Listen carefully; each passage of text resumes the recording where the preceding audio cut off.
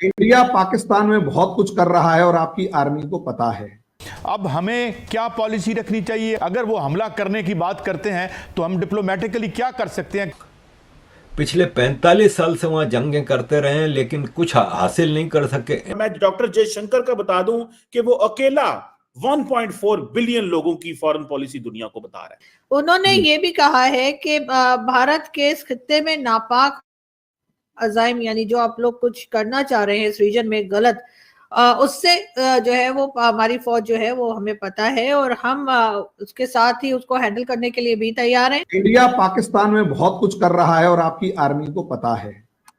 अब ये नहीं होता कि वो कर रहा है और हमें पता है। पता है का मतलब आप क्या कुछ कर पा रहे हैं, नहीं कर पा रहे हैं, ये बताइए। उसके बाद बीच में मेरे ख्याल से कहा है कि पाक आर्मी तैयार है और इतनी तैयार है कि कब मतलब तैयार है। मैडम, चित्राल नाम की एक जगह है जहां पिछले 2 साल से टीटीपी वाले कब्जा करके बैठे हुए हैं।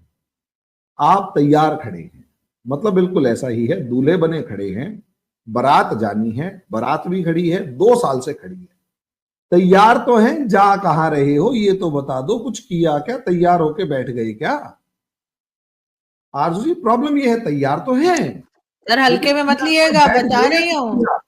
क्या अगर आपने ये अपनी एक्टिविटीज ना रोकी तो और पाकिस्तान के खिलाफ कुछ किया तो वो ये कह रहे हैं कि उसके लिए हम तैयार हैं उनको हैंडल करने के लिए। आप मैं वही तो चीज कह रहा हूं ना, तैयार हैं। अच्छा, हैंडल करने के लिए तैयार हैं तो हैंडल करो। रो क्यों रहे हो? शोर क्यों मचा रहे हो? लड़ क्यों रहे हो?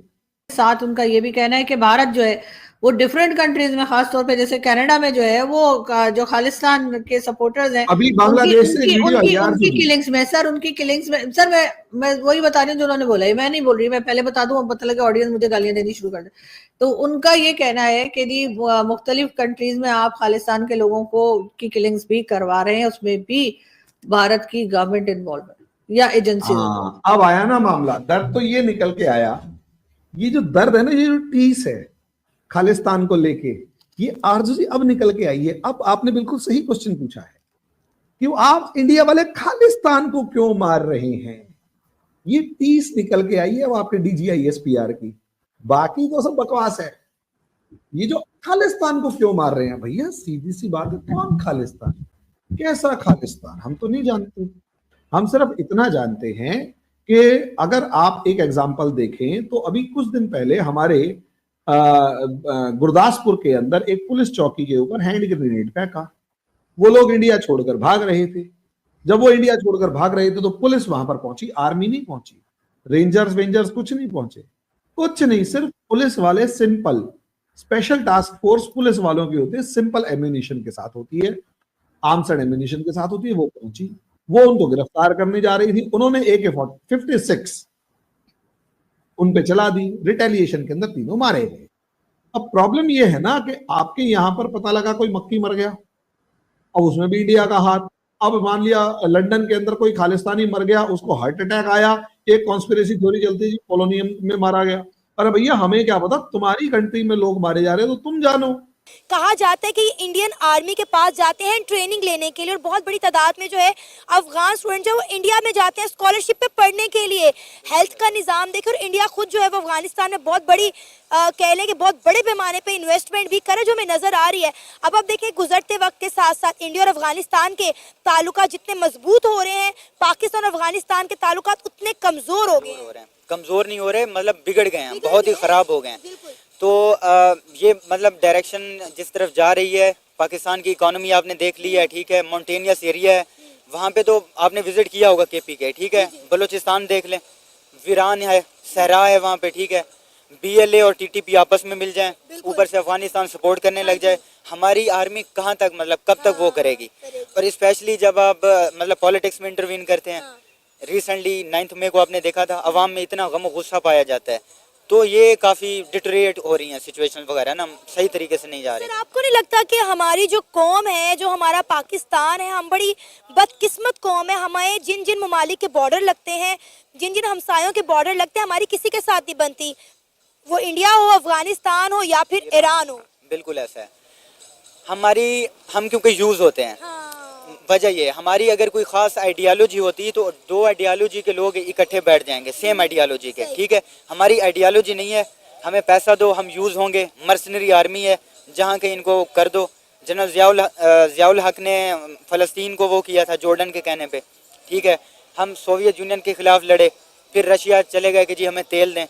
अमेरिका के साथ वार एंड टेरर में हिस्सा लिया, अब कह रहे हैं कि अमेरिका जो है सैंक्शन लगा रहा है, ठीक है। अफ़गानिस्तान के तालिबान हमारे हमायती थे, हमने काबुल में चाय पी, अब कह रहे हैं कि वही तालिबान खारदार जो फेंस लगी हुई है वो उतार रहे हैं, ठीक है। तो ईरान हमारा ब्रदर इस्लामी मुल्क, फिर रिसेंटली उनके साथ क्लैश हुए पड़े थे। तो कोई फिक्स अप नहीं है, ठीक है। वो जैसे नरेंद्र मोदी ने कहा था कि इनका पता नहीं स्टेट चला कौन रहा है, आर्मी चीफ चला रहा है, ISI का चीफ चला रहा है, पॉलिटिकल लीडर चला रहा है, कोई आइडिया नहीं है। जब तक आप स्टैटिक नहीं होंगे, आपकी एक अथेंटिक रिकग्निशन और पहचान नहीं होगी दुनिया में, तो आपके परमानेंट एलाइज नहीं बन पाएंगे। सर, पाकिस्तान ने हमेशा ये कहा कि पाकिस्तान में जितनी भी दहशतगर्दी होती है उसके पीछे या तो इंडिया है या फिर अफगानिस्तान है। हमने हमेशा इस चीज़ का मलबा या तो इंडिया पे डाला या अफगानिस्तान पे डाला। इवन कि अगर आपको याद हो तो पिछले साल हमने अपने मुल्क से तमाम अफगानियों को मुल्क बदर कर दिया था, और उसके बाद भी अफगानी जो है वो पाकिस्तान में बड़ा आग बगोला हुए, क्योंकि बड़े सालों से अफगानी पाकिस्तान में रह रहे थे, 40-40 साल से यहाँ पे कारोबार कर रहे थे, ताजरों की बहुत बड़ी तादाद यहाँ पे थी। और जब हमने अफगानियों को यहाँ से मुल्क बदर किया तो जाहिर है अफगानिस्तान के लिए भी इतनी बड़ी तादाद में अफगानियों को संभालना मुश्किल हो गया। बिल्कुल ऐसा है कि आप देखें कि सर्दियों में उन्हें निकाल दिया गया, वहाँ पे खैमे लगाए हुए हैं। इतनी मतलब अफगानिस्तान ज़्यादा कोल्ड है एज़ कम्पेयर टू पंजाब।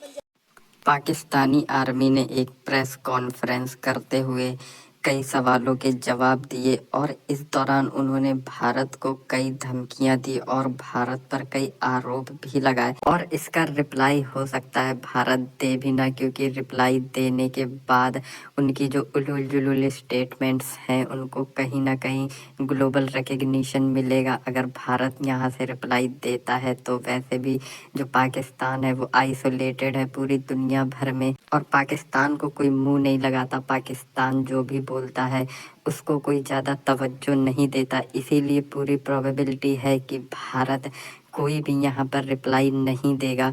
लेकिन भारत रिप्लाई देगा वो होगा एक्शंस के साथ और अननोन गनमैन्स के साथ, क्योंकि पिछले समय से देखा जाए तो भारत पाकिस्तान को लेकर बहुत ज़्यादा बयान नहीं देता है, लेकिन वो अपने जो मिशंस हैं वो कंटिन्यू कर रहा है और कंटिन्यू पाकिस्तान को ये दिखा रहा है कि भारत भले ही मुंह से कुछ ना बोले, लेकिन भारत वो सारी चीज़ें कर सकता है जो पाकिस्तान के लिए एक बुरे सपने के जैसे हैं। और साथ ही साथ जो पाकिस्तान की धमकियां हैं वो बहुत ही हास्यप्रद है, क्योंकि पाकिस्तान को भी पता है वो भारत का बाल भी बांका नहीं कर सकता। इतिहास इस चीज़ का गवाह है, जितनी भी जंगें हुई उसमें पाकिस्तान को मुंह की खानी पड़ी। इसीलिए पाकिस्तान खुद अब कोई भी काइनेटिक एक्शन लेने में इंटरेस्टेड नहीं है, क्योंकि उन्हें पता है कि भारतीय आर्मी का कोई जवाब उनके पास नहीं है। इसीलिए वो अपनी जो प्रोपेगेंडा विंग है ISPR उसके जरिए प्रोपेगेंडा करते रहते हैं, जिससे भारत को कोई खास फर्क नहीं पड़ता।